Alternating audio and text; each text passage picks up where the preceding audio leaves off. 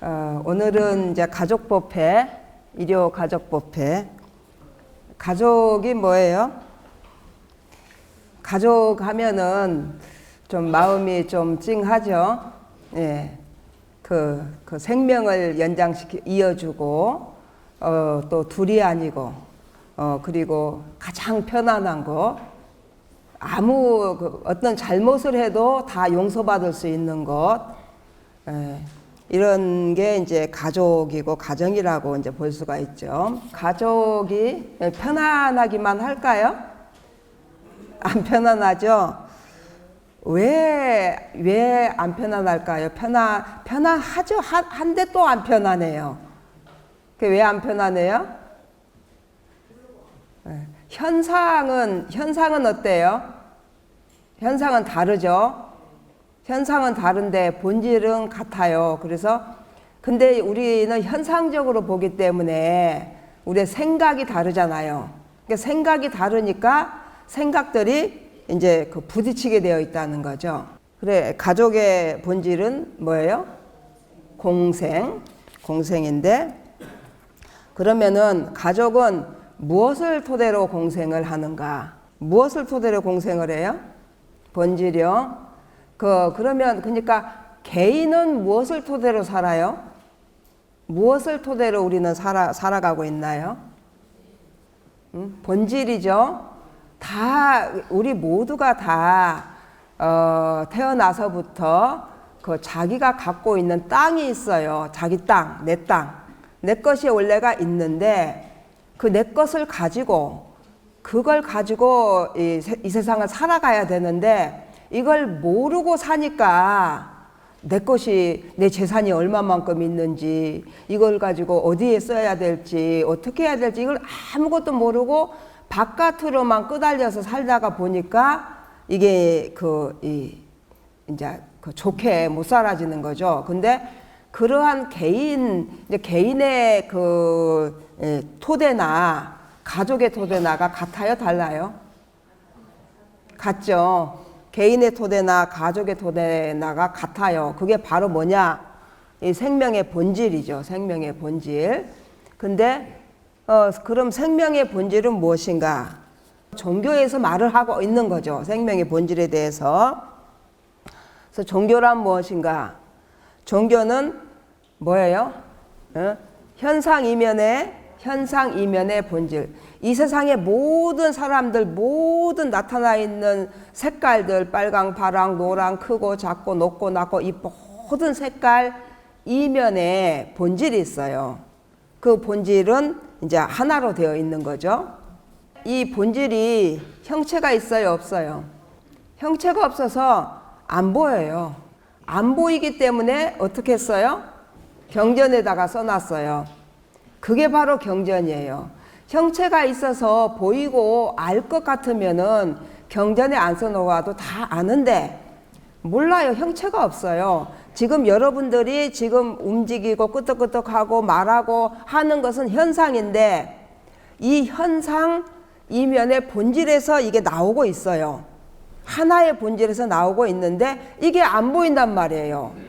이거를 찾아야만이, 이게 있어야만이 우리가 현상을 내가 아름답게 내 맘대로 만들어 살아갈 수 있는데 이게 안 보이니까 이 구조가 어떻게 되어 있는지를 모르는 거죠. 그리고 안 보이니까 사람들이 안 찾아요. 그래서 이걸 찾아서 누구나 다 이걸 찾아서 살아야 되기 때문에 경전에다도 써놓고 그래야만이 이렇게 싸움이나 이런 것들도 다 없어지고 가족 간에도 그걸 토대로 해서 이제 살아갈 수가 있는 거죠.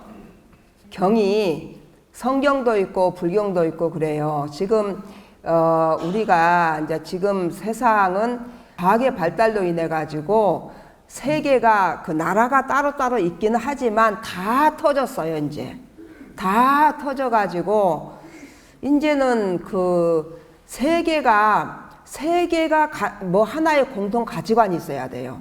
그러니까 옛날에는 불교는 불교, 유교는 유교, 공산주의는 공산주의, 이렇게 나라마다의 공통 가치관이나 이게 있었어요. 있었는데 다 이제 또 없어지면서 이제 세계가 하나로 이제 합해졌어요. 합해지고 종교도 탈종교의 시대라고 그러죠. 그래서 이제 결국은 이 세상이 이제 하나의 본질을 가지고 하나의 가치관, 공통 가치관을 가지고 살아야 되는 시대가 왔는데, 근데 지금 종교는 나눠져 있잖아요. 그런데 성경이든지 불경이든지 경하면은 우리의 본질을 써놓은 것을 경이라고 그래요. 우리가 지금 가족 간에도 종교 싸움이 많이 있죠. 그래서 누구는 시부모님은 불교고 며느리는 기독교고 또 누구는 천주교고, 이게 막 나눠지면서 종교가 나눠지면서 엄청나게 싸움이나 이런 것들이 많이 일어나고, 그리고 대화도 안 되고, 가족이 서로 공통 가치관을 가지고 편안하게 대화를 하고 잘 살아야 되는데 이 종교 때문에 그게 안 되는 거예요. 끼리끼리만 놀죠. 근데 사실은 원래 그게 따로 되어 있는 거냐? 생각해 보세요. 뭐 기독교 믿는 사람 다르고 불교 믿는 사람 다릅니까? 다 같은 사람이고, 같은 사람이 궁극적으로 찾고 있는 것은 오직 하나, 이 본질이라는 거죠. 생명의 근원. 불교든지 기독교든지 그리고 철학이든지 과학이든지 모든 문제를 해결할 수 있는 것은 바로 이 본질이에요. 그래서 저보고 왜 기독교 영화를 만들었느냐고 많이 불교에서 합니다. 그 원인이 제가 기독교 영화를 만들 수밖에 없는 게 바로 이제 이거죠. 성경이나 불경이나 이 모든 종교의 그 가르침은 같다는 거죠. 그런데 왜 종교가 나눠져 있나? 왜 나눠져 있어요? 이게 이제 형체가 성경, 불경을 써놨는데, 성경이든지 불경이든지 사실은 그 형체가 있는 거예요, 없는 거예요? 형체가 없는 것을 비유로 써놓은 거예요. 그 비유로 써놨기 때문에 그 성경이나 불경에 나와 있는 말은 말 이면의 뜻을 알아야 되는 거예요. 그러니까 손가락으로 달을 가르치면은 달을 알아야지. 이 손가락은 가르치는 방향이 달이 여기 있다면 여기서 가르칠 수도 있고 여기서 가르칠 수도 있고 여기서 가르칠 수도 있어요. 이건 얘기해봤자 소용없어요. 한 가지 이 달을 봐야 되는 거거든요. 그런데 이게 이제 안 보이다 보니까 이 손가락을 말하는 것은 현상이에요. 현상으로 말하다 보니까 이해가 안 돼가지고 사람들은 현상만 보고 살으니까 현상 이면의 세계를 몰라요. 그러다가 보니까 신과 인간을 분리를 시켜버렸어요. 인간하고 신하고, 신이라고 한 의미는 신이 아니에요. 신이 아니고 하얀 종이로 배를 만들었다면은 배가 현상이고 배의 본질은 뭐예요? 종이잖아요. 종이는, 그러니까 배는 완전해요? 완전하지 못해요? 배는 완전하지 못해요. 종이가 완전해요. 배는 종이로 돌아와야 돼요. 그리고 배는 임시적이에요. 그래서 임시적이고 완전하지 못하고 이런 것에 비해서 종이는 반대 개념으로 완전하고 신이고 전지전능하고 그 반대 개념이에요. 반대 개념. 반대 개념이라는 게 이해가 돼요? 신이 따로 있는 게 아니고 신이라는 것은 완전하지 못한 것의 반대가 완전한 거. 그러니까 그러면 신이 유일신이라고 그러죠. 그렇기 때문에 그러니까 유일신은 신이 완전한데 덜 완전하고 더 완전하고 하는 것이 있을 수가 있어요, 없어요? 그러니까 유일신일 수밖에 없어요. 현상은 다른데 이 본질은 유일신일 수밖에 없어요. 그래, 이름이 신이에요. 이름이 신이고 절대자고 그 모든 전지전능한 능력을 다 갖추고 있고, 우리 이제 불교로 말하면 무량성 공덕이 있고 거기에 모든 능력이 다 들어 있는 거죠. 그 이해를 못 해가지고 나눠져 있는 거죠. 종교가 힘이 없는 이유는 사실은 이렇게 되면은 이 종교가 가장 힘이 있어야 되잖아요. 모든 것을 다 좌지우지하고 모든 문제의 해결책이 바로 이 종교예요. 근데 왜 힘이 없냐? 이제 기독교나 이웃 그 종교는 신과 인간을 분리시켰고 깨달음이 없잖아요. 그러니까 답이 없잖아요. 답이 안 나오잖아요. 아무도 본질 못 찾잖아요. 이제 믿다가 말잖아요. 그러니까 안 되는 거예요. 그런데 또 불교는 또 왜 힘이 없냐? 깨닫는 사람이 또 없어요. 너무 어려워요. 근데 그래도 지금은 시대가 좋아서 한 사람 알면은 영화 만들어서 다 뿌려버리면 돼요. 예, 그래서 지금 우리 산상수훈 아까 여러분 많이 보셨는데 산상수훈이 왜 세계적으로 호평을 받는가? 지금 세계적으로 참 문제가 많아요. 제가 이제 엊그제 예일대학 갔다가 예일대학, 유년신학대학, 뭐 원절, 뭐 성당 다 갔다 왔어요. 근데 뭐 유년신학대학에서는 너무 이렇게 강의가 잘 돼가지고 또 그 다음에 바로 이렇게 성당을 잡아가지고 또 강의를 하고 그랬었는데 뭐 거기서 그러더라고요. 헐리우드는 왜 우리 영화 같은 영화를 못 만드느냐고 뭐라 했어요. 왜냐? 거기는 맨 영화가 뭐 갱스타, 뭐 전쟁 영화, 뭐 사랑 영화, 맨 이런 것밖에 없고 깊이 있고 이런 철학적이고 이런 종교적인 이런 좋은 영화는 왜 못 만드느냐고 거기 있는 그 헐리우드 감독이 이제 저희 영화를 논평하려고 이제 앞에 같이 앉았는데 그분한테 막 질문을 했어요. 그리고 이제 제가 이제 거기 신학대학이잖아. 신학대학. 거기 신학 박사들, 저기들만 다 있는 분들인데 거기에 이제 그 산상수훈을 틀어놓고 제가 다 이것을 설명을 이제 제가 다 했잖아요. 근데 뭐 그 미국에서는 참 문제가 그러니까 종교 문제도 근데 종교 문제는 이미 조금 약간 막 버려버린 것 같아요. 명상으로 들어가 버렸는가 뭐 다른 데로 가버리고 종교 이런 저기는 좀 그렇고 근데 그 남녀 문제, 남녀 차별 문제. 저희 영화가 그 남자분들만 나왔거든요. 왜 남자분들만 넣냐고 이제 그러고 그리고 이제 또 흑인 백인 문제. 또 흑인들은 흑인 그런 그 차별 그런 게 있다. 그래서 그러니까 전쟁, 평화 이런 문제들이 이제 미국에 가니까 더 복잡해요. 거기 다 모여 있는 것 같아요. 차별적인 모든 문제들이나 이런 것들이. 근데 그게 이 영화로 한 방에 날아가는 거예요. 그 영화는 저희 영화는 이웃 종교에서 이제 신과 인간을 분리를 시켰잖아요. 그것을 누구를 위하여 종으로 올리냐? 신과 인간을 저희가 다 신과 인간이 둘이 아니게 맞춰놨잖아요.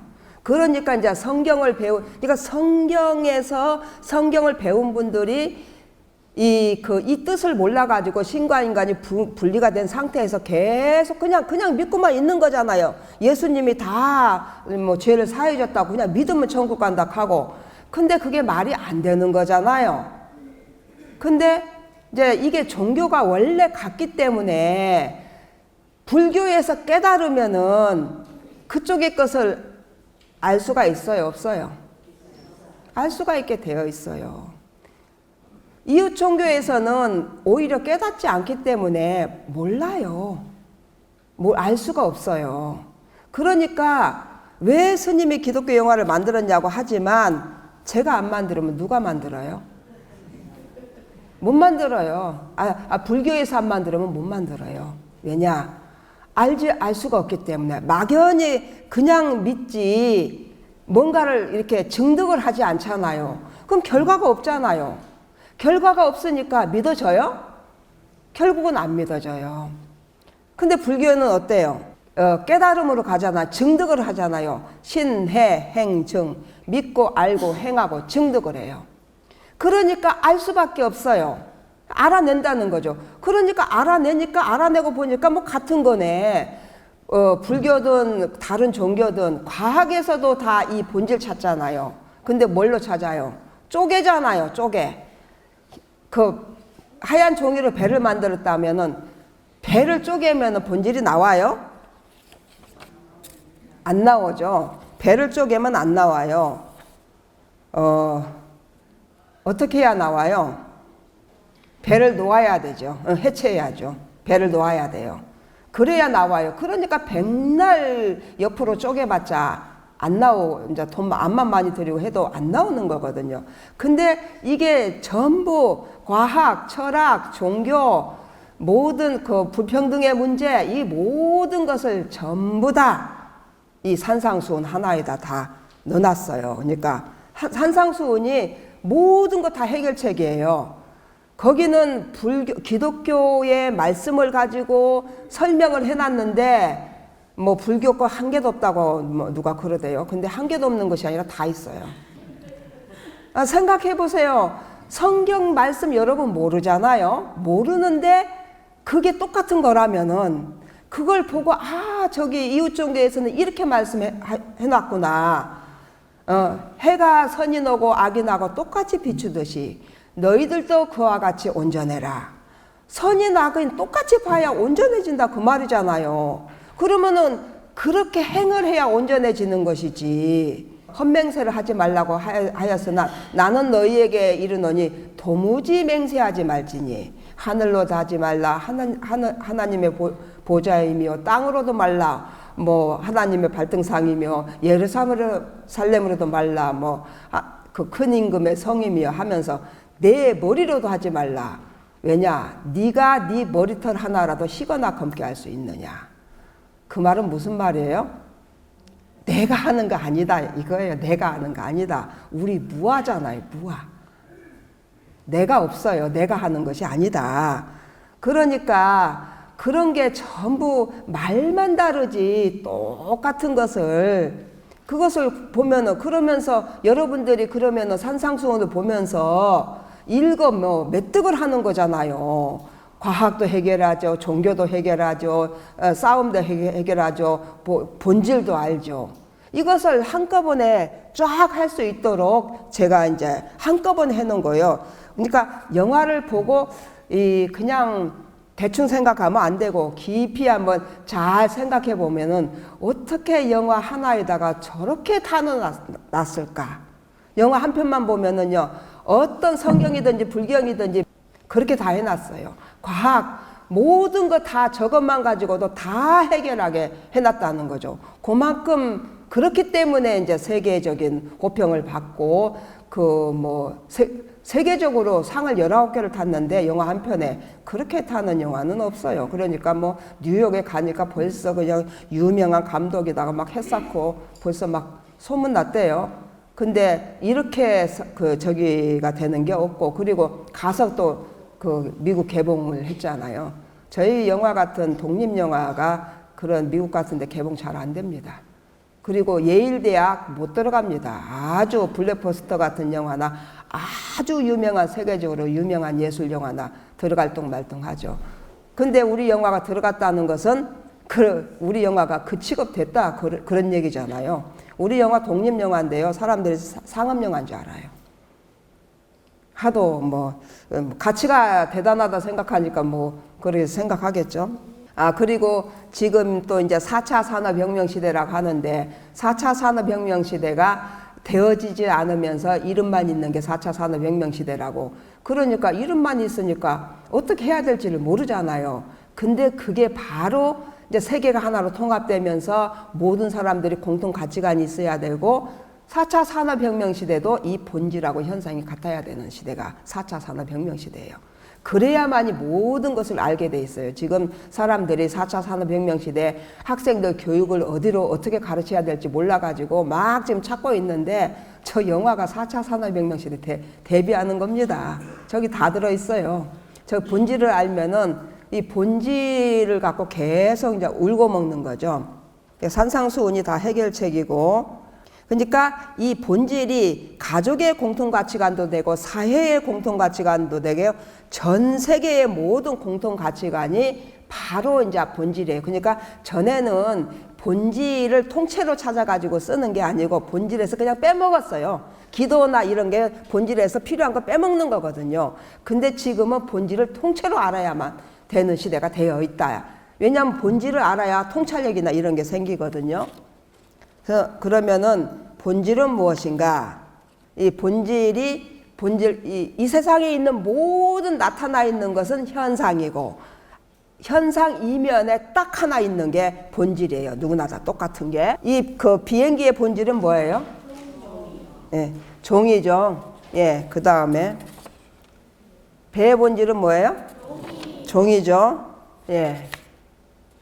지금 그 하얀 종이로 배를 만들면은 배는 종이로 돌아가지고 비행기가 돼요. 그러면은 비행기는 또 종이로 돌아가서 학이 돼요. 그러면은 배나 비행기나 학은 현상은 다르죠. 그러나 본질은 어때요? 같죠? 그러면은 여러분이 모두가 같아요, 달라요? 같아요. 우리가 왜 하나라고 그러고 우리가 왜 둘이 아니라고 하느냐? 이 본질이 같아요. 근데 현상적으로 같다고 생각하면은 안 돼요. 그래서 현상적으로 같다고 생각해서 저렇게 이상한 행동하는 사람이 왜 나하고 같아? 뭐 이렇게 생각하기도 하는데 그게 아니라 본질이 같다는 거죠. 그런데 본질은 현상에서 현상으로는 바꿀 수 있어요, 없어요? 못 바꿔요. 현상은 본질로 와야 현상을 바꿔요. 그래서 이웃종교에서 하나님이 창조주라고 하는 것은 이 하나님이 종이거든요. 종이로 돌아와야만이 창조를 해요. 그래서 창조로 나고 진화로 나고 배가 종이로 그러니까 배를 잘 만들고 싶으면은 더 잘 만들고 싶으면 종이로 돌아와야 배를 더 잘 만들어요. 또 더 잘 만들고 싶으면 종이로 돌아와야 돼요. 그래서 배의 입장에서는 진화론이고 종이의 입장에서는 창조론이에요. 그러니까 같은 건데 싸우는 거예요. 모르니까 이 둘이 아닌 이치를 모르니까 그런 거죠. 그래서 배하고 비행기가 같은 거죠. 그래서 우리 그 육조단경에 보면은 청정법신불이 있고 천백억 화신불이 있고 원만보신불이 있잖아요. 그래서 청정법신불이 하얀 종이 아무 분별 색깔이 없는 게 청정법신불이에요. 거기서 이 배, 비행기 모든 것이 다 내가 선하게 하려면 선이 나오고 악하게 하려면 악이 나온다고 하죠. 그래서 천백억 화신은 선이든지 악이든지 확 나타나는 거예요. 이게 좋게 나타난 그게 아니고 원만보신불이 좋게 이제 하는 거죠. 그러니까 우리가 창조를 해요. 선이든지 악이든지 뭐든지 창조를 할 수가 있어요. 그러나 내가 좋게 창조를 하려면은 본질인 종이로 돌아가서 다시 창조를 하는 거죠. 그래서 독화사를 줘도 꽃으로 이렇게 바꿔줄 수 있는 게 종이로 돌아와서 다시 바꿔주는 거예요. 그러니까 내 안에 이 본질이라는 이 종이 본질이라는 것이 있다는 것을 알면은 내가 창조를 그렇게 할 수가 있어요. 그러면은 사주팔자나 이런 것들도 다 없어져요. 내가 스스로 창조를 하기 때문에. 우리가 이 본질을 모르면, 그러니까 본질을 모르면은 그 나무 솥으로 밥을 해가지고 나무 솥을 가지고 밥해 먹으려고 불 때면 어떻게 돼요? 다 타버리죠. 근데 지금 우리가 안 그러고 있는 것 같아요. 그러고 있어요. 본질을 알면은 우리가 이제 전지전능하니 모든 걸 다 할 수 있고, 그러면은 하얀 종이를 찾으려면 어떻게 해야 찾을 수 있을까요?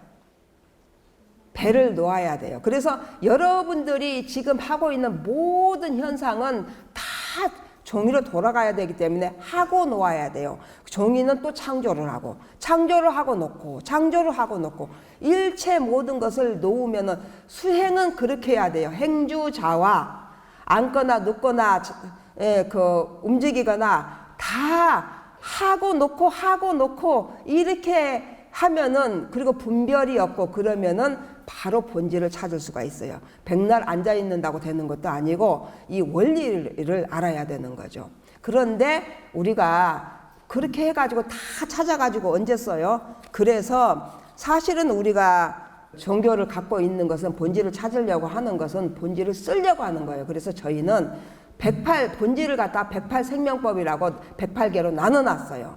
나눠놔가지고 저게 이제 저희가 108생명법으로 본질의 특성을 나누는 거예요. 불이성 해가지고 둘이 아니다. 그러니까 종이하고 배하고 둘이 아니잖아요. 불이성, 또 그 무한통신성. 그러니까 종이의 입장에서는 배나 이게 종이고 배라면 배, 비행기라면 여기서는 다 통신이 돼요. 그래서 통신성, 상호 연결성, 여기는 모든 걸 다 갖추고 있어요. 구족성 해가지고 저걸 바로바로 쓰게 만들어 놨어요. 저걸 바로바로 쓰면은 세계적으로 이제 저게 공통 가치관이 될 수가 있어요. 그냥 본질 갖고 공통 가치관 한다고 하면은 너무 막연하잖아요.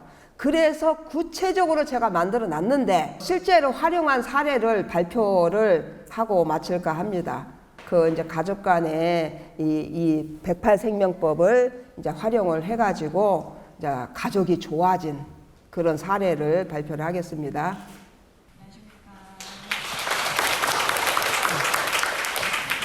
저는 그 본질의 자리에서 엄마와의 벽을 허물고 무한소통한 사례를 발표하게 된 정렬안입니다. 네, 저는 35년 동안 지금 엄마랑 같이 한 집에서 살고 있는데요. 나이가 들수록 독립하고 싶다는 생각을 정말 많이 했습니다.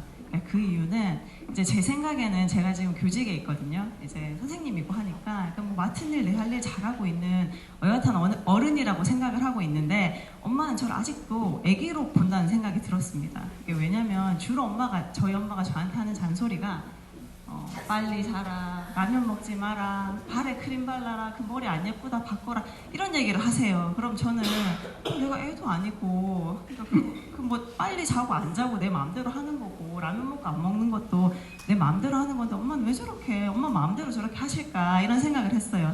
그러니까 그게 엄마의 잔소리가 저에게는 이제 폭격처럼 들렸어요. 그러니까 무슨 엄마 입에서 지금 화살이 날라오고 있죠 저에게. 그러니까 저 화살을 맞으면 제가 어땠을까요?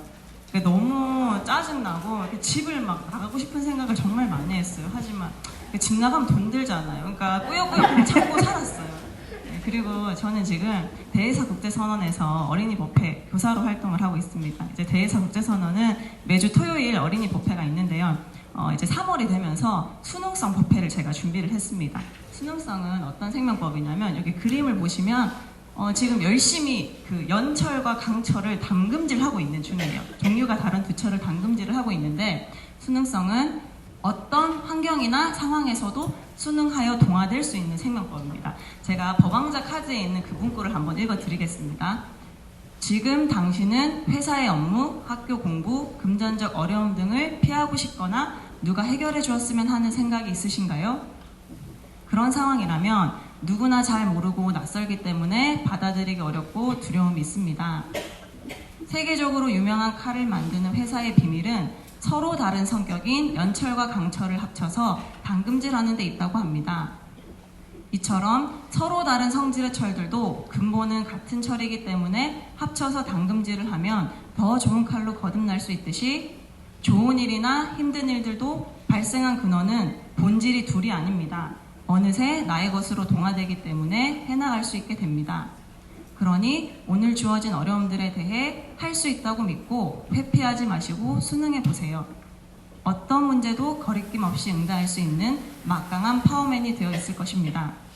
어떤 생명법인지 이해가 좀 되셨나요? 수능성은 이제 좋은 환경, 나쁜 환경 둘이 아니기 때문에 어떠한 환경도 내가 받아들이고자 하면은 다 수능이 돼서 동화가 될 수 있는 그런 생명법입니다. 그래서 이 생명법을 준비를 하면서 제가 이제 법회 활동지를 만들었거든요. 2가지 질문을 만들었습니다. 첫 번째로 이제 가장 받아들이기 싫은 것은, 그 다음에 2번째는 내가 가장 받아들이기 힘든 것은. 저렇게 질문지를 만든 이유가 이제 학생들이 생활을 하면서 내 생활에서 내가 뭘 힘들어하고 뭘 안 받아들이려고 하고 그런 것들을 잘 생각을 해보고 이제 수능성으로 활용을 해봄으로써 내가 받아들이려고 하면은 다 받아들여질 수 있고 받아들이다 보니까 이제 내 문제가 다 해결이 되면서 내가 커지는구나 이런 것들을 좀 알게 하기 위해서 저렇게 문제를 만들었어요. 그리고 이제 또 당연히 이제 법회를 시작하기 전에 또 제 사례를 먼저 이렇게 해보는 거죠. 대응을 해보는 거죠. 그래서 저도 한번 생각을 해봤습니다. 내가 지금 가장 받아들이기 힘든 게 뭐고 받아들이기 싫어하는 게 뭔가 생각했을 때 가장 먼저 떠오르는 게 있었는데 그게 뭘까요? 엄마 잔소리였습니다. 딱 저 생각이 났어요. 저 때는 제가 엄마랑 눈만 마주치면은 이제 막 피 튀기게 싸웠던 그런 시기였거든요. 그러다 보니까 이게 준비를 하면서 좀 뭔가 이렇게 부끄러워지는 순간이 왔습니다. 내가 지금 뭐 하고 있나? 법회에서는 아이들한테 우리 생명법을 써서 이제 큰 마음 쓰면서 큰 사람이 되라고 이렇게 가르치고 있는데 나는 뭐 하고 있는 건가? 이런 생각이 들어서 내가 이 문제를 한번 해결해 봐야겠다. 그래서 이제 수능성으로 이제 하기 전에 수능성으로 한번 내가 이제 엄마의 잔소리를 받아들여보자 이렇게 실천을 하기로 했습니다. 그래서 이제 아침이었는데 이제 아침에 출근할 때 엄청 바쁘잖아요. 근데 아침에 바쁠 때 또 엄마가 잔소리하면 더 이렇게 좀 까칠해지잖아요. 예. 엄마가 또 그때도 뭐라고 막 하셨어요. 왜 이거 여기 놔두고 막 이렇게 얘기를 하셨는데 수능성으로 저걸 한번 받아들여 보자 하니까 이상하게 또 좀 들을만 하더라고요. 그러니까 처음에는 항상 엄마가 얘기를 하면 튀용 튕겨 나가져 갔는데 이게 좀 들어오더라고요, 그 소리가. 그리고 또 이제 수능성뿐만이 아니라 제가 다른 생명법을 또 한번 이제 적용을 해봤습니다. 무분별성인데요. 무분별성은 여기 그림에 보시면 이렇게 선글라스를 끼고 있는데 이게 분별 선글라스예요. 이렇게 분별하는 선글라스를 끼고 있으면 답답해요. 사는 게 답답하고 지루하고. 근데 이렇게 분별 선글라스 이렇게 벗으면은 선명하게 보이니까 시원하겠죠. 무분별성은 어떤 생명법이냐? 싫다, 좋다, 분별하지 않고 나의 고정된 색안경을 벗으면 세상을 투명하게 볼 수 있는 생명법입니다. 이것도 한번 제가 이렇게 문구를 읽어 드릴게요. 요즘 계속 짜증의 연속이라고요. 입만 열면 남의 탓만 하고 있다고요. 상대의 잘못만을 시비하는 고정된 생각의 색안경을 고집한다면 있는 그대로의 진실이 보이지 않습니다. 그러니 지금부터 마음의 색안경을 확 벗어버리세요. 모든 것들이 정확하고 투명하게 보이는 멋진 신세계가 열릴 것입니다. 저는 계속 엄마의 잔소리를 싫다고 분별하고 있었잖아요. 근데 그거를 이제 싫다 좋다 분별하지 않기로 했습니다. 그리고 또 이제 적용한 생명법이 마지막으로 하나 더 있는데요. 보배성입니다. 보배성은 이제 그림에 보시면 이거 뭐 필요 없는 거 하찮은 거네 하고 이렇게 쓰레기통에 버려버렸어요. 근데 알고 보니까 이 하찮다고 생각했던 게 그 소방차 그 호스에 물 나오는 그 나사 중에 하나였던 거예요. 그래서 지금 물이 안 나오고 있는 상황입니다. 보배성은, 보배라는 말이 보물이죠. 이 세상의 모든 것을 다 보물로 보는 생명법이에요. 이걸 한번 또 읽어드리겠습니다. 당신은 자신이 하찮거나 쓸모없는 존재라는 생각이 듭니까?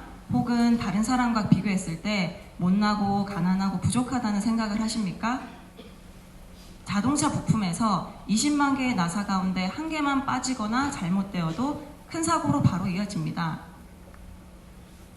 이 세상에는 그 어느 것 하나 귀하지 않는 것이 없고 불필요한 것이 없습니다. 모든 것이 제각각 반드시 필요할 때 적절하게 쓰입니다. 상대적인 비교에 의해 나의 존재를 가늠하지 마세요. 실제 나의 가치는 상대적으로 비교해서 가늠할 수 있는 것이 아닙니다. 오늘 하루 자신을 어떻게 소중하고 귀하게 쓸 것인지 생각해 봅시다. 제가 이 보배성을 보면서 이 세상 모든 게 보물이면 엄마 잔소리도 보물이겠네? 이렇게 생각을 했습니다. 그래서 엄마의 잔소리를 금으로 받아들여 보자 이렇게 했어요. 그러니까 정말 놀라운 일이 일어났습니다. 뭐였을까요?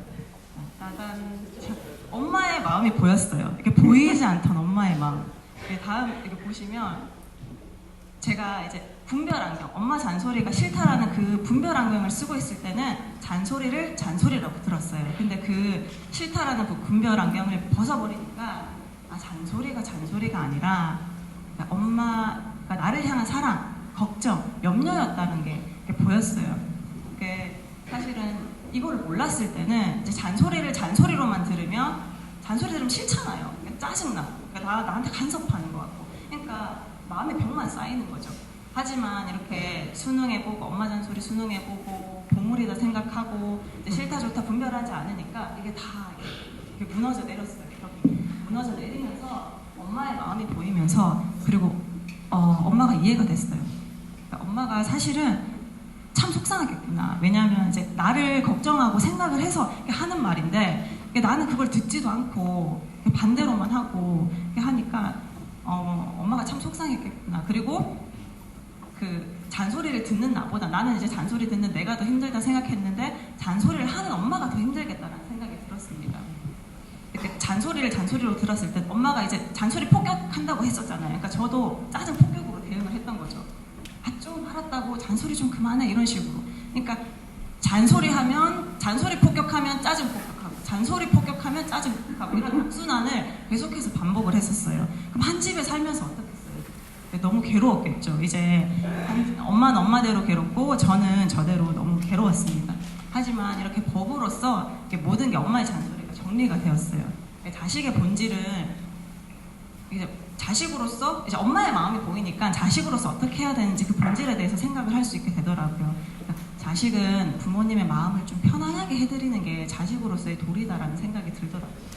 그래서 그러니까 처음에 생명법을 장착하기 전에는 엄마 원망만 했죠. 우리 엄마는 왜 저렇게 잔소리꾼이야. 하지만 법을 적용을 하니까 저의 관찰이 됐어요. 엄마가 잔소리꾼이 아니었던 거예요. 제가 잔소리 유발자였지. 제가 잔소리 듣게끔 행동하는 사람이었지. 그러니까 그게 보이니까 제 관찰이 되니까 저의 행동을 교정해 나가는 거죠. 그러니까 잔소리를 안 듣게끔 엄마가 이렇게 걱정하시는 부분을 미리 알아서 해서 엄마가 수고롭게 잔소리를 하지 않으시도록 이렇게 바꿔 나갔습니다. 이렇게 본질의 자리에 생명법을 실천하면서 저희 아까 스님께서 말씀하셨듯이 생명법은 저희 본질의 특성이잖아요. 이렇게 본질의 특성을 활용하다 보면은 본질의 자리로 돌아오게 되고 그 본질의 자리에서는 모든 것이 투명하게 보이기 때문에 엄마의 마음을 제가 받고 엄마의 마음이 보이고 이해가 되면 당연히 엄마랑의 소통이 어떻게 되겠어요? 잘 되겠죠.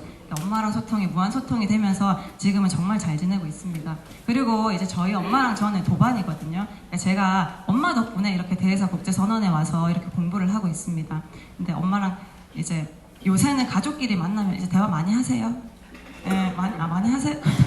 다행이시네. 그러니까 보통 대화 잘 안 하시잖아요. 대화 안 할 뿐만 아니라 이렇게 많이 안 싸우세요?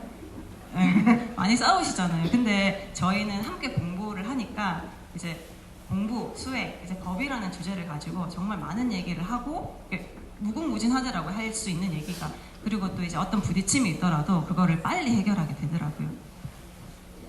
그리고 또 이제 하나 더 말씀드리면 그러니까 법회 시간에 어떤 이제 도반이 이 법으로서 친정 문제도 원만하게 다 해결하시고 그 다음에 시댁 문제도 원만하게 다 해결하시는 사례를 발표를 하셨어요.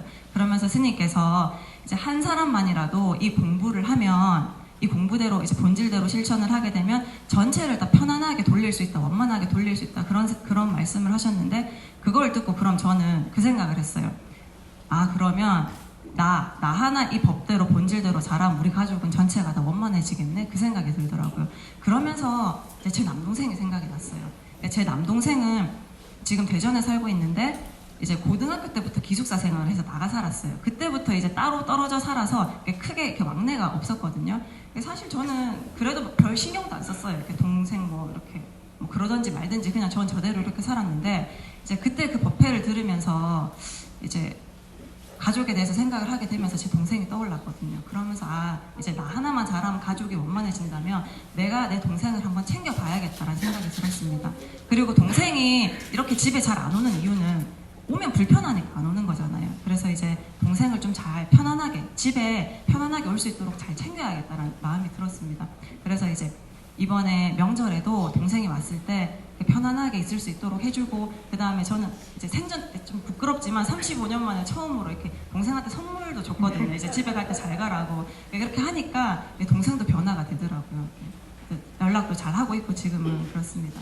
그래서 이제 저는 법으로서 진정한 가족의 탄생이 되었다고 생각을 해요. 왜냐하면 제가 자식의 본질도 모르고 누나의 본질도 몰랐다면 부모의 마음도 헤아리지 못하는 그런 사람이고 동생도 챙길 줄 모르는 그런 누나인데 이렇게 그래놓고서도 가족이라고 그렇게 살았을 거예요. 하지만 이 본질을 알았기 때문에 그 본질대로 행하면서 이제 진정한 가족이 된 것 같습니다.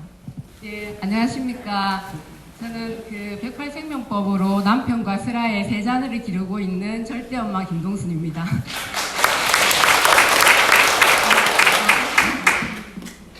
제가 108생명법을 알기 전에는 자식은 저한테 정말 부담스럽고 책임져야 되고 힘든 존재였습니다. 그래서 무조건 틀리면 안 되고 내 말을 잘 들어야 되고 잘 듣고 따라야 된다는 그런 기준이 있었습니다. 그런데 108생명법을 공부를 하면서 저의 바탕에 대해서 이제 알아가게 됐습니다. 그러던 어느 날 스님께서 그런 말씀을 해주셨습니다. 요즘 엄마들은 아이들이 넘어지는 꼴을 못 본다. 넘어지면서 일어서는 법을 스스로 터득해가는데 그러니까 아이들이 시작이 안 된다는 말씀을 하셨어요. 그 순간 제 마음이 어떻겠습니까? 돌로 한 대 띵 얻어맞은 것처럼 그런 생각이 들어 정신이 없었어요. 왜냐하면 제가 그렇게 하고 있었거든요. 틀리는 꼴을 못 보고 그러면 혼내고 심지어 이제 이렇게 때리기까지 했는데 그러면서 또 한편으로는 내가 좋은 부모가 되려고 부모 교육이며 책, 부모 관련 서적, 그 다음에 방송, 강연 그 투자한 돈과 시간이 얼마인데 그런 생각이 들었지만 이제 저의 바탕이 108생명법으로 그러면은 이제 나도 진정한 부모가 되어보자. 부모가 무엇인가? 그동안 제가 했던 방법이 안 됐으니까 부모의 본질에 대해서 생각을 해보면서 해보기로 했습니다. 그때 이제 108생명법 중에서 절대성 법회를 하고 제가 집으로 돌아와서 그러면 나는 어떤 엄마인가를 스스로 생각해 보게 되었습니다. 자, 절대성 카드를 한번 읽어보겠습니다. 당신은 어느 방향으로 뛰어가고 계신가요? 양수를 쫓아 동쪽으로 가고 계십니까? 음수를 쫓아 서쪽으로 가고 계십니까? 양수와 음수는 0, 절대적 본질에서 발생한 상대적 방향의 수일 뿐, 어떤 위치라도 절대 손해가 없는 양수의 절대값을 가집니다. 오늘 하루 성공과 실패라는 상대적 현상의 이름 앞에 흔들리지 말고 절대적 본질의 자리에서 플러스의 알무로 누적하여 무한 성장의 결과를 꼭 이루어내세요. 절대성의 뜻은 본질은 다 절대성이다. 절대성이 현상인 상대성으로 나툰다입니다. 절대성은 상대성의 반대 개념으로 절대성은 아무 조건이 붙지 않는 자리를 말합니다. 그래서 저는 절대성으로 세 자녀를 대해보기로 했습니다. 첫째하고 둘째한테는 잘하는 건 너무나 당연하고 못하는 것만 꾸중을 했고 막내한테는 무조건 예뻐했습니다. 심지어 첫째, 둘째와 막내 사이에 마찰이 일어났을 때조차도 언니들에게 큰 마음을 써야지. 항상 이제 잘못된 것도 막내 편을 들었습니다. 근데 그때도 아이의 마음이 보이지 않았어요. 근데 이제 절대성을 통해서 이제 저를 관찰해 보면서 나는 이게 절대적이라는 것은 어떤 조건도 붙이지 않잖아요. 근데 아이들한테 상대적인 엄마였구나라는 인식이 되었습니다. 그러면서 아이들은 모두 엄마를 바라보고 있는데 라는 생각이 들면서 제가 그동안 아이들이 이제 그런 반응들이 이해가 됐던 거예요. 이제 막내가 뭘 잘해서 엄마한테 와서 자랑을 해서 칭찬을 듣고 언니한테 가서 엄마한테 이렇게 칭찬 들었어 하면 언니들이 굉장히 퉁명스럽게 그게 뭐? 이렇게 얘기를 했거든요. 그런 반응들이 이해가 되면서 그동안 첫째하고 둘째가 이제 엄마가 이제 직장에서 늦게 돌아오고 이랬을 때 어린이집에 데려다 주고 데리고 오고 또 그 다음에 간식도 챙겨주고 같이 놀고 걔들도 그때 8살, 7살 그랬었거든요. 근데 그 아이에 대한 고마움이 생기면서 내가 이 아이들은 바라보지 않고 막내만 보고 있었구나 라는 생각이 들면서 그러면 나한테 절대적인 성품이 절대적인 엄마가 될 수 있는 성품이 있으니까 절대 엄마가 되어보자 하고 각오를 했습니다. 그래서 이제 절대 엄마가 되면서 제가 어떻게 실천을 했냐면 저는 이제 막내의 엄마뿐만 아니라 세 자녀의 똑같은 엄마입니다. 그렇기 때문에 우선은 첫째의 자리를 만들어줘야 겠다는 생각이 들었습니다. 그래서 이제 밖에서 돌아왔을 때 항상 첫째를 먼저 챙겼어요. 아이고 그래 우리 큰딸 동생들 데리고 잘 놀고 있었다 이렇게 하고 그러니까 첫째의 자리를 만들어주고 그리고 이제 두 번째는 제가 그동안은 막내가 큰 사람이 되는 걸 방해하고 있었어요. 누구나 다 마음의 크기는 똑같은데 큰 언니들한테만 큰 사람이 되라고 하면서 근데 제가 기준이 없었잖아요. 엄마 마음대로. 근데 108생명법을 배우면서 어떻게 해야 되는지 그 기준에 맞춰서 큰 마음을 쓰도록 그 방향을 이제 그렇게 이제 애들하고 이끌어 나가니까 아이들이 누구나 다 사람은 성장하고 싶고 큰 사람이 되고 싶어 하더라고요. 그러니까 문제가 발생했을 때도 서로를 원망하고 탓하는 게 아니고 자기가 어떻게 해야 되는지 자기가 관찰을 해서 그렇게 서로서로 이렇게 먼저 자기가 양보하고 이렇게 실천을 하게 되더라고요. 그러면서 저는 부모의 본질을 알았어요. 부모라는 것은 저는 사실 제가 아이들을 잘 키우고 이래서 인정받고 싶은 인정받는 엄마가 되고 싶었습니다. 근데 마치 엄마는 자식을 위해서 존재하는데 자식이 저를 위해서 존재하는 꼴로 됐던 거죠. 그래서 엄마는 자식이 도와줄 거면 도와줘야 되잖아요. 첫째로서의 그 위치를 잡아주는 거 그리고 이제 바른 기준으로서 누구나 다 큰 사람이 될 수 있으니까 자기 본질 안에 있는 바른 법을 통해서 자기를 길러갈 수 있는 방향으로 이렇게 하면 되겠구나라는 그런 절대적인 엄마의 본질에 대한 정립이 되면서 자녀 교육이 무엇이라는 것을 알게 되게 됐더라고요, 스스로. 그러니까 자녀 교육이라는 것은 누구나 자기한테 그 108 생명법의 본질이 갖춰져 있으니까 그 108 생명법을 알려주고 어떤 상황에서 실천하게 해서 스스로를 길러가면 되겠구나. 그게 자녀교육이라는 생각이 들었습니다. 그래서 그 다음에 이제 그 자녀교육의 방향성을 마음을 크고 훌륭하게 하는 방향으로, 또 마음을 크고 훌륭하게 할 것 같으면 뭘로 할 것인가. 자기 안에 있는 본질의 성품인 108 생명법으로 해야 되겠죠. 그래서 저는 일주일에 한 번 그 목요일 하는 생명법 법회와 그리고 자기 또래에서 일어날 수 있는 그런 부분에 대해서 법으로서 법의 기준으로서 해결해 나가고 다른 사람 문제도 관찰하면서 할 수 있는 어린이 법회를 보냅니다. 그리고 또 그다음에 마지막으로는 항상 집에 와서 매일은 아니지만은 일주일에 한 번, 두 번은 생명법으로 자기 생활을 정리하게 했습니다.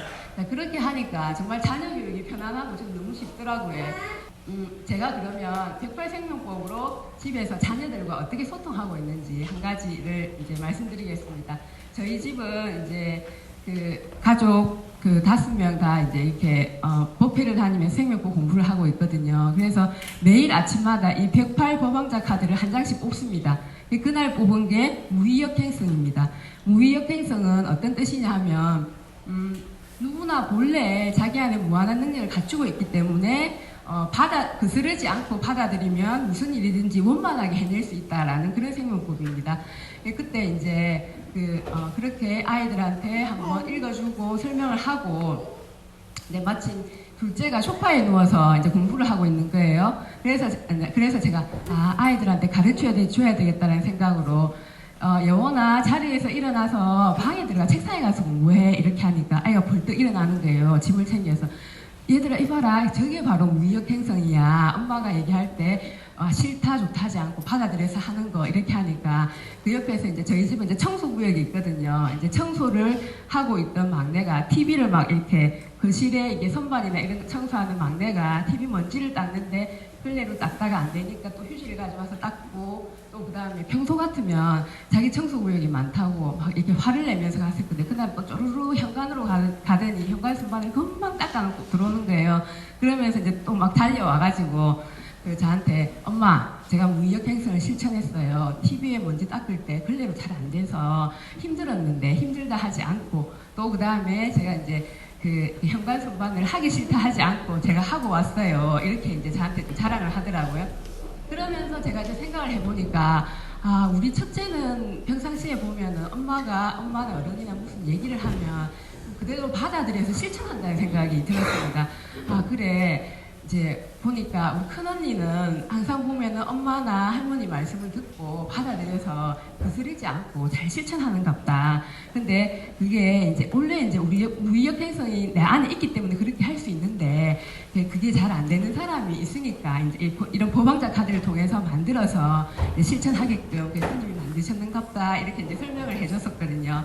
이렇게 이제 가정에서도 이런 공통된 기준으로 소통을 하니까 정말 애들하고 소통하고 애들을 참 이끌어내기가 힘들잖아. 애들 방에서 휴대폰 본다고 소통하기가 원활합니다. 이렇게 이제 제가 절대 엄마가 되고 108 생명법을 바탕으로 이제 애들을 집에서 소통하니까 자기 생활도 밖에 나와서 스스로 하게 되더라고요. 그러니까 학교에서 아이들이 어떻게 하고 있는지 사례를 간단하게 말씀드리겠습니다. 하루는 저희 막내가 며칠 전에 저 오더니 이제 3학년이 되었습니다. 엄마 그 친구들이 오늘 서로 자기가 하고 싶어하는 게임 때문에 서로 다투려고 했어요. 이렇게 얘기해. 그래? 그래서 어떻게 했는데? 이러니까 엄마 저는 이럴 때 어떻게 해야 되는지 알잖아요. 이렇게 하면서 얘기를 하더라고요. 그때 이제 저희가 지금 생명법 두 번째 108 생명법을 지금 다시 1번부터 108번까지 하고 또 1번부터 다시 배우고 있거든요. 절대성 법회를 할 때인데 그래 절대성은 이렇게 하든 저렇게 하든 절대 손해가 없는 것인데, 그러면 이게 어리고 3학년이지만 항상 본질 얘기하니까 그러면 놀이 게임의 본질은 무엇인가 라고 생각을 해봤대요. 그렇게 하니까 항상 가르치거든요. 법회에서나 집에서도 재미있게 노는 거잖아요. 즐거워지려고 하는 거잖아요. 그러니까 그 생각이 드니까 관찰이 된 거예요. 주변의 상황이. 그래 올해부터 우리 학교는 놀이 시간이 따로 30분이 생긴 거예요. 그러면 다툴 필요가 없이 이 게임도 하고 저 게임도 할 수 있네. 그런 판단이 되었던 거예요. 자, 여러분, 이럴 때 서로 자기가 각자 게임 하고 싶은 게임이 다를 때 보통 어떻게 하지? 보통 어린이들은 그렇죠, 싸우죠. 그런데 이제 상황 관찰을 절대적인 위치에 절대 손해가 없으니까 상황 관찰을 하니까 다툼의 원인이 없어졌잖아요. 그러니까 싸울 필요가 없잖아요. 그러니까 얘들아 잠깐만 우리 이제 그 놀이 시간이 30분이잖아. 그럼 이 게임도 하고 저 게임도 할 수 있어. 이렇게 하니까 아이들끼리 전부 서로 재밌게 잘 놀았다고 하더라고요. 네, 그래서 이렇게 자녀 교육을 하니까 저는 이제 어떤 게 108생명법을 자녀 교육을 하니까 어떤 성과가 있었냐면 학교에 가면 선생님들한테 항상 제가 듣는 말이 있습니다. 어머니는 자리에도 앉기 전에 항상 어머니는 오실 필요가 없는데 왜 오셨어요? 이렇게 항상 얘기를 하세요. 그러니까 이처럼 아이들이 이제 학업 문제, 그 다음에 교우관계 문제에 있어서 이렇게 자기뿐만 아니고 주변과 소통해서 이렇게 해 나가니까 좀 주체적이고 그리고 이제 자기 말고 주변을 챙겨서 하니까 훌륭하잖아요, 인성이. 그런 이제 이렇게 또 108생명법의 법칙을 떼어가니까 지혜가 생겨서 어떤 상황이 벌어져도 그에 맞게 해 나가는 거죠. 그리고 이제 저도 그 대해석국제선언에서 저는 학생회를 하고 있습니다. 학생회를 하고 있는데 초등학교 후반기나 이제 중학교 초반기가 되면 사춘기가 있잖아요.